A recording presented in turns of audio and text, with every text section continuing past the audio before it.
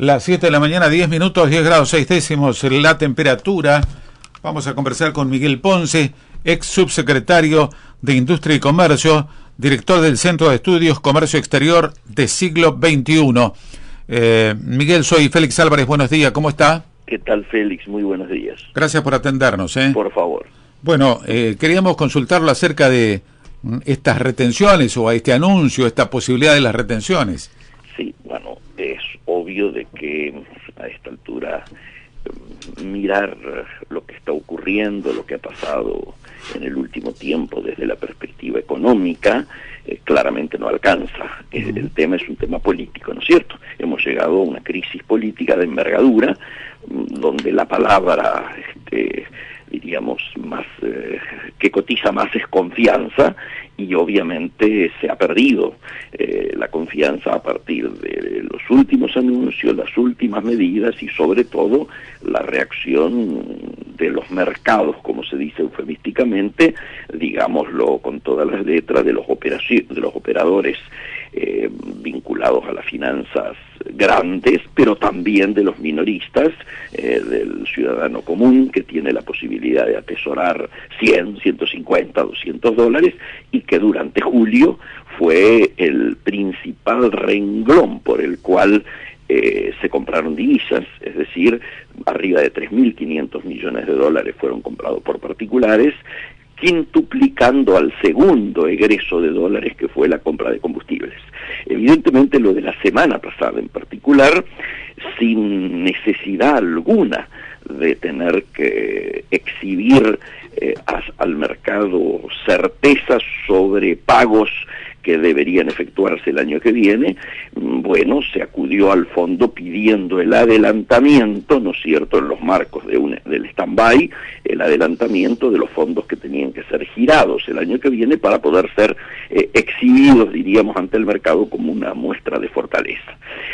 La, diríamos, implementación de esos anuncios raya con la mala praxis, digo, que lo hayan expuesto al presidente de la Nación en un spot de 1 minuto y algo, fue de una torpeza de principiante, ¿no? Yo diría que lo que ocurrió en términos de reacciones ese día fue que claramente se vio de que la situación era más compleja de lo que el gobierno estaba diciendo, y entonces fundamentalmente los fondos, bancos y fondos, Templeton, el BlackRock y algún otro que habían sido centrales en frenar aquella corrida anterior, ¿no es cierto?, la de un mes anterior, cuando asumió Caputo en la presidencia del Banco Central y quedó como el salvador o el frenador de aquella corrida, originaron la gran subida que hubo ese día, un 7-8% se depreció el peso, pero lo ocurrido a partir de ese momento fue peor aún, ¿no es cierto?, la intervención de Duhovne, ese mismo día, horas después que cerraran los mercados, para hacer una evaluación y tratar de transmitir seguridades desde la gestualidad, ¿no es cierto?,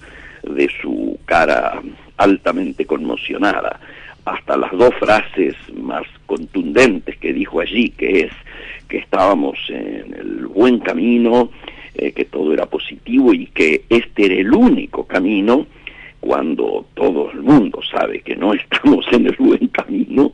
¿Y cuál sería el otro camino, Miguel? ¿Cuál sería el otro camino? Yo creo que el otro camino, muy claramente, cuando se ha perdido la confianza, es tratar de reconstituirla. ¿De qué manera? Primer asunto, un cambio total de gabinete. Yo lo dije públicamente al aire ese mismo día, que aquí había que cambiar todo el gabinete económico, pero no solo el gabinete, sino el sistema. Unificar en un fuerte Ministerio de Economía que concentre todos los sectores que abarcan la actividad económica. No puede ser que por un lado se manejen los ingresos y por otro lado los gastos, y que, como cuenta a quien lo quiere escuchar Alfonso Prat-Gay, cada vez que avanzaba él en sus tiempos de ministro en una dirección, se enteraba por los diarios que desde otras áreas le tomaban medidas, particularmente lo que fue el manejo tan torpe de las tarifas.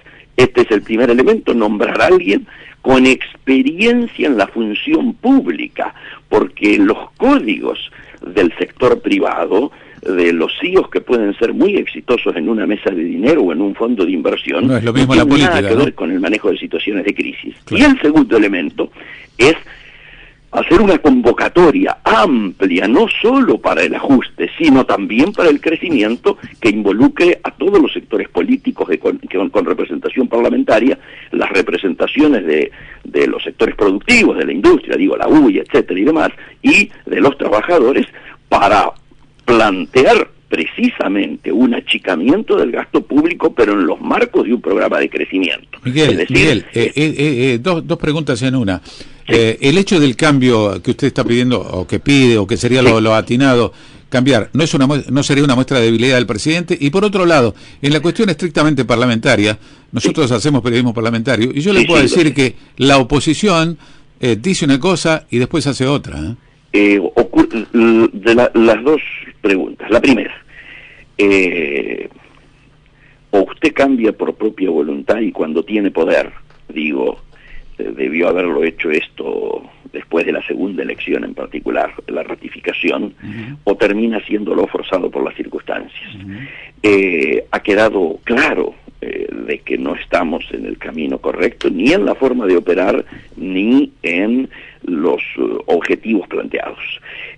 Yo creo que el argumento de la debilidad es un argumento que vino usando hasta ahora Durán Barba y Marcos Peña, precisamente para no cambiar sectores que evidentemente tenían que cambiar. Tampoco que fue una muestra de debilidad del presidente sacarlo a Aranguren, o cuando la cambió a Malcorra, o cuando le pidió la renuncia a Alfonso Pratgay. Nadie lo leyó eso como una debilidad, sino todo lo contrario, como un ejercicio de autoridad. Acá, si no se corrigen los sectores que evidentemente han demostrado una incompetencia rayana con la mala praxis, se está demostrando debilidad ante eso.